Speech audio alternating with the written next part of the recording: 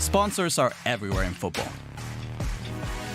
On the front of the club shirt, on the back of it, even on the sleeves. Logos appear at the side of the pitch and on the backdrops for post-match interviews. It's no secret that sponsorship and sports go hand in hand, and the equation is simple. Clubs need money to build stadiums, to buy players, to be competitive and remain relevant. In return, sponsors get to put their logos everywhere and market their products, so it makes sense for them. But why are dictatorships doing the same? Why are countries investing in football? There's more to sponsorship than just economics. How different would it be if we exactly knew what's truly behind the money?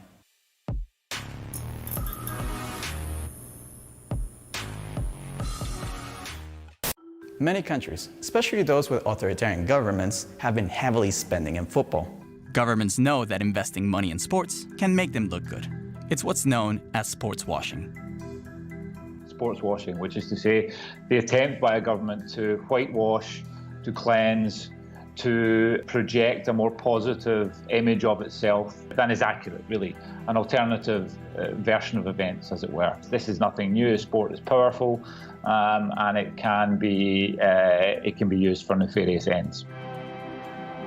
If you're looking at how governments have used sport, I would say that sport has always been used. I mean, you could go further back, you go back into Roman times to look at how sport's been used to, to serve a political purpose. It's a way for oppressive governments to rebrand themselves. Qatar is one of the best examples. The tiny but oil-rich Gulf state has spent millions, not only buying a team, but bankrolling its record transfers, founding a sports TV channel, and even obtaining the rights to host a World Cup tournament. But it's a different story behind the scenes. The country has been accused of multiple human rights violations. Qatar has a serious problem, like the other Gulf states, is the violation of migrant workers' rights. The treatment of migrant workers in the Gulf and in Qatar is abominable. Some people have talked about it being a form of modern-day slavery, and this has become far more visible because of its successful bid to host the 2022 World Cup. They brought in, hundreds of thousands, millions of migrant workers to make that possible, essentially overhauling their entire infrastructure and building a lot of new football stadiums. The question of the guest workers is definitely a complex question. There is no question about our commitment when it comes to their rights. There has been over the years plenty of question about your commitment. Fair enough. I mean, those were basically based on some media campaigns, etc. But they're based on the truth. No. They're based on the lousy conditions in which these migrant workers had to operate. And we acknowledge that. And we acknowledge that. As a matter of fact, the most recent Amnesty International report, we have welcomed that. Human Rights Watch are welcome to Doha on a regular basis, and we receive their criticism very well. Despite pressure from the international community, Qatar's atrocious human rights record continues, but its financial muscle has caused many countries to look the other way. So even if you want to ignore all these problems, let's say you're just a football fan and you only care about football, well, they're also destroying the sport as we know it too.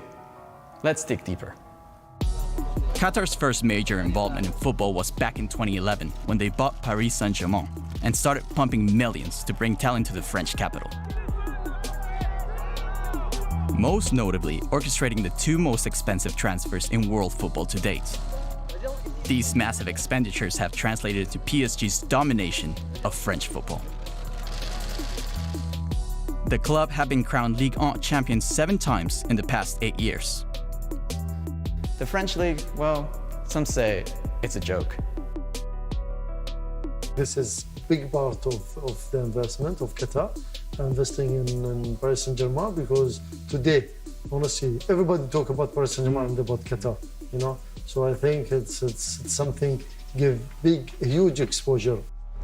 And these ridiculous sums of money have turned the transfer market on its head, meaning that fewer clubs will be able to keep up and compete. PSG also hold winter training camps in Qatar, but rather than benefit from warm weather training, the trip works more to showcase the country.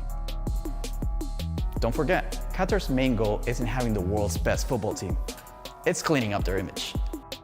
So the country has also invested in other teams. Take FC Barcelona. They proudly boasted having a 111-year tradition of not having a paid shirt sponsor. But that all changed in 2011, once Qatar offered the club 150 million euros to display the name of the Middle Eastern country for 5 seasons. Is it really worth all that money? In Qatar, there's no doubt. There is so much loyalty in football that once we get associated with a football club, it will boost our passenger appeal, and at the same time it will give us the footprint to expand our footprint into other parts of the world where we are preparing to go. Qatar have gone on to sponsor the shirts of Italian side Roma and Belgian club Eupen. But perhaps the country's most important shirt sponsorship deal at the moment is with German giants Bayern Munich. Etihad Airways, the state-owned airline, paid Bayern 10 million euros a year, and in return, the club fly to Doha for mid-season training camps. They've been doing so since 2011. Some Bayern supporters have a big problem with that. They're against their club being linked with Qatar due to the country's human rights record. During matches, fans have held banners protesting the club's dealings with the country. And that's happened on multiple occasions. They haven't just expressed discontent, they've become actively involved in these issues. They've held events, they've spoken to councillors in Munich, they've attempted to engage the club directly on these issues with very clear asks on what they want the club to do. But for the club's higher-ups, it's business as usual, going as far as defending their position.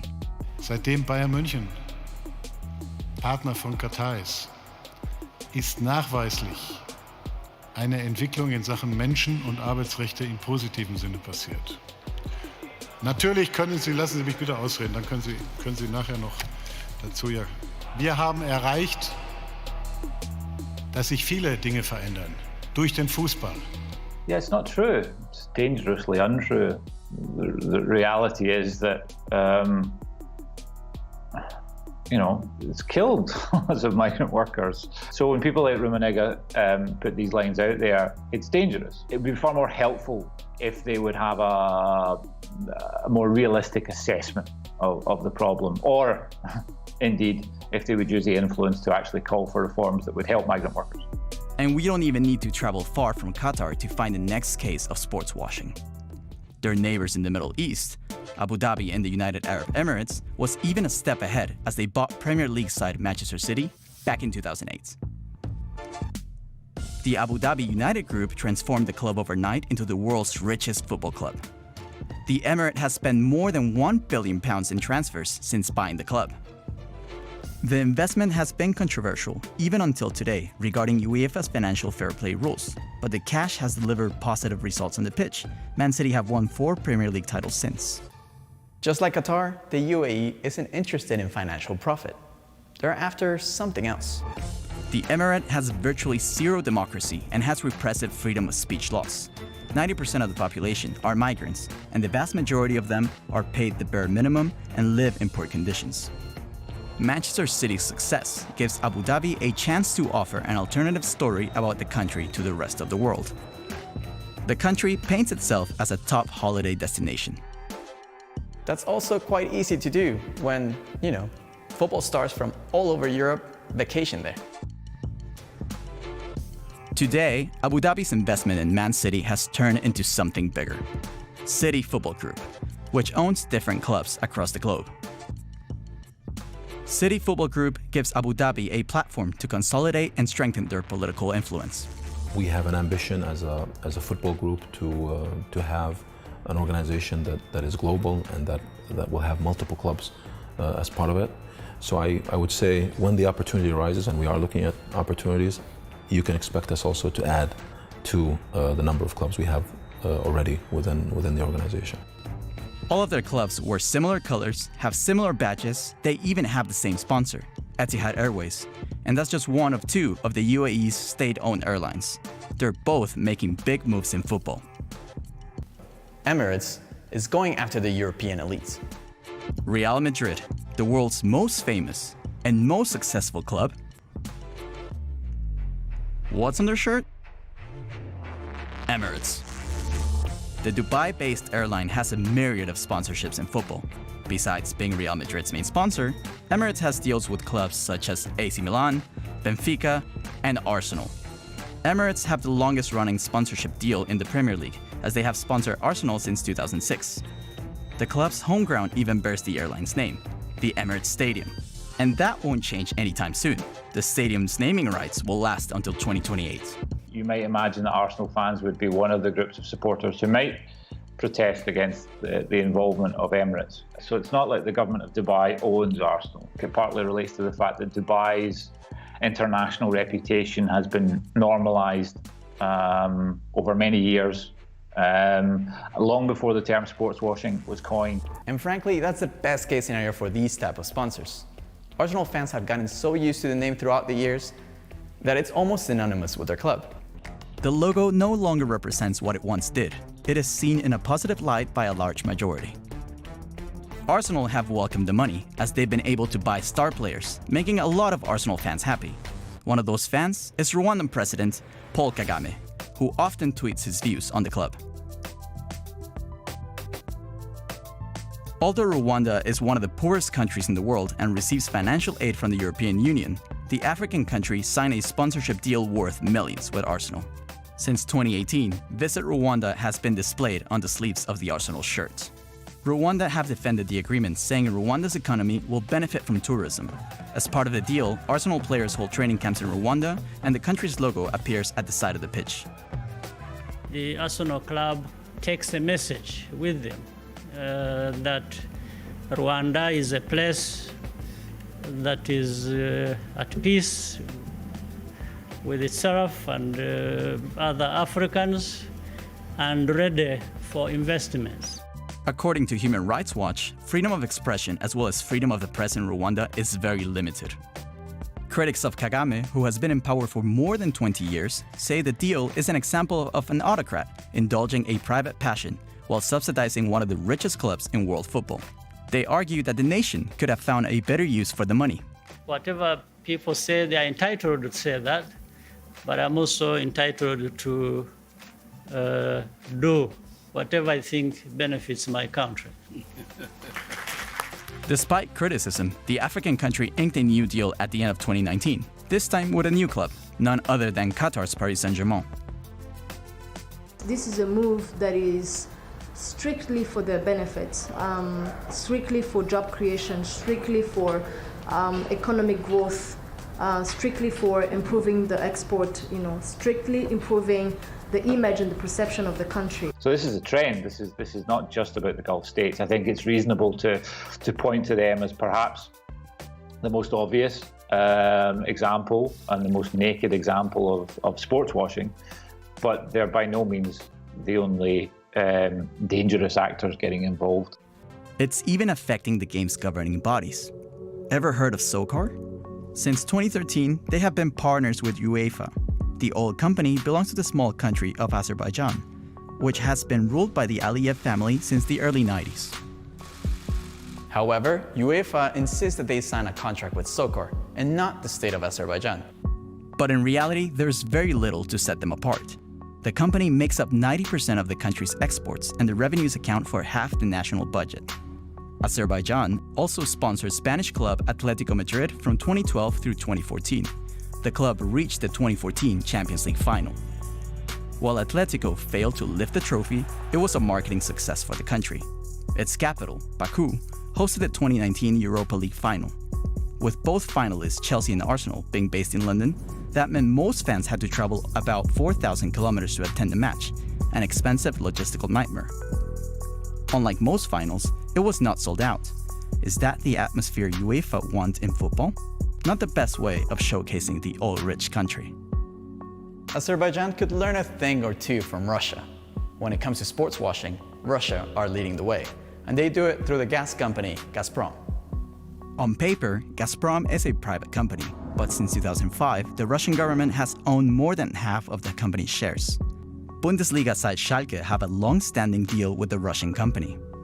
The sponsorship was first established in 2007 in a deal worth 150 million euros.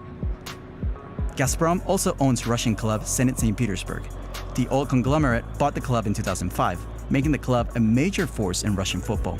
Gazprom's investment meant Zenit could make significant moves in the transfer market, bringing in players like Claudio Marchisio, Axel Witsel, Hulk, and most recently, Malcolm. I think it is the ownership model that we have to be more worried about. When these states take full control of football clubs and use them for political ends, that's, I think, when existential issues come into play, by which I mean, are they going to ruin clubs and are they going to ruin the game more generally? Gazprom uses the club and its players for multiple PR stunts, such as having them play football on an offshore drilling rig. These images help glorify Gazprom's Arctic expeditions and downplay the environmental impact caused by oil extraction. As well as owning and pumping money into clubs, Gazprom is also a major player in the Champions League. The partnership with UEFA began in 2012 and it was extended until 2021. Russia knows how to play the game. The 2018 World Cup, powered by none other than Gazprom, was Russia's crown jewel. What you saw in the run-up to 2018 was a lot of coverage of what was happening in Russia, a lot of coverage of the rights abuses, a lot of interest in that, and a lot of engagement in it. And I think what the Qataris will have noticed was how that all vanished as soon as the first whistle blew. And I think everyone became captivated by the football. The Qataris know that if they can just get to that first whistle, then they're over the line. And then they'll look to hold a successful tournament to cement their reputation. And they'll hope that they'll get a reputational bounce from that. And history would suggest that they will. So what do you think? Is sports washing a big problem in football, or is it just the future? Tell us in the comments.